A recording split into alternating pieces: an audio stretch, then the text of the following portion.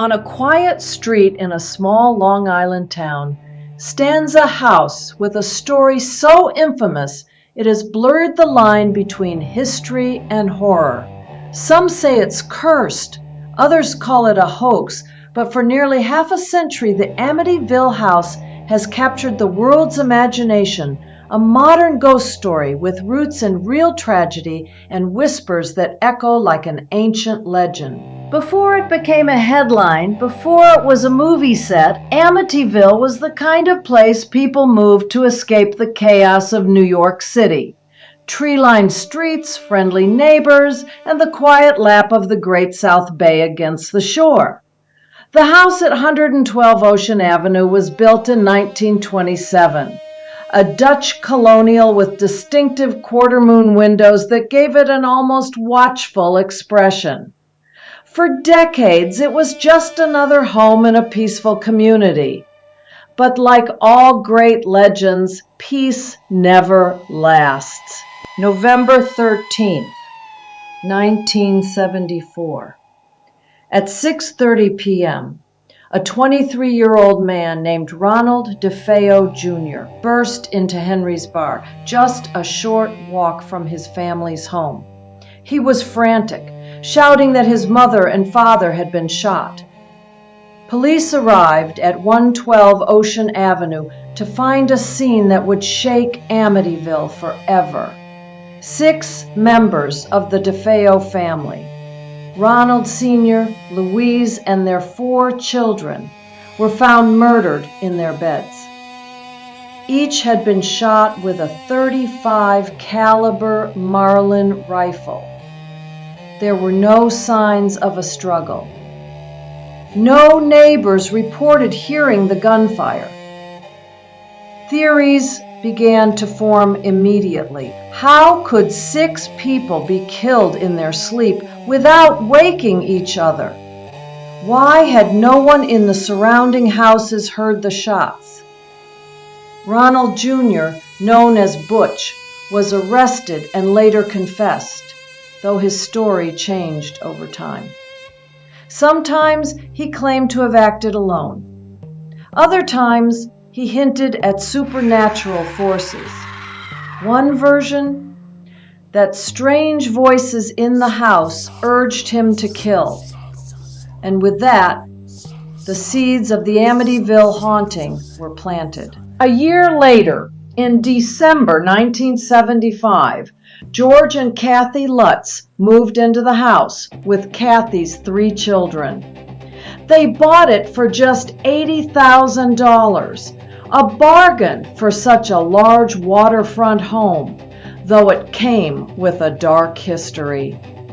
The Lutzes claimed they were not superstitious. They even had a priest bless the house before they moved in. That blessing would become one of the most famous moments in paranormal lore, because according to Father Ralph Pecoraro, when he began sprinkling holy water in one room, a deep masculine voice growled, "Get out." From there, the activity escalated. Cold spots that defied the winter heating. A swarm of flies in the dead of winter. Mysterious green slime oozing from walls and keyholes. Unexplained odors. George claimed he would wake at exactly 3:15 a.m. every night, the same time the DeFeo murders had occurred. Doors slammed on their own. An unseen force knocked a crucifix from the wall. The youngest daughter spoke of an imaginary friend named Jody, a pig-like creature with glowing red eyes. After just 28 days, the Lutz family fled the house, leaving everything behind. The Lutz story was picked up by the media, turning 112 Ocean Avenue into a national obsession. Reporters camped outside the home. Paranormal investigators Ed and Lorraine Warren, famous for their work on the Annabelle doll, conducted a seance there, claiming to encounter a dark, inhuman presence. One photograph from their investigation shows what appears to be the ghostly image of a young boy peeking from a doorway, a picture that still sparks debate today. In 1977, author Jay Anson published The Amityville Horror, a book based on the Lutz's account. It became a bestseller, followed by the 1979 film adaptation, and countless sequels and reboots. The real Amityville story had now transformed into something bigger than life, a piece of modern American folklore. Not everyone believed the Lutzes.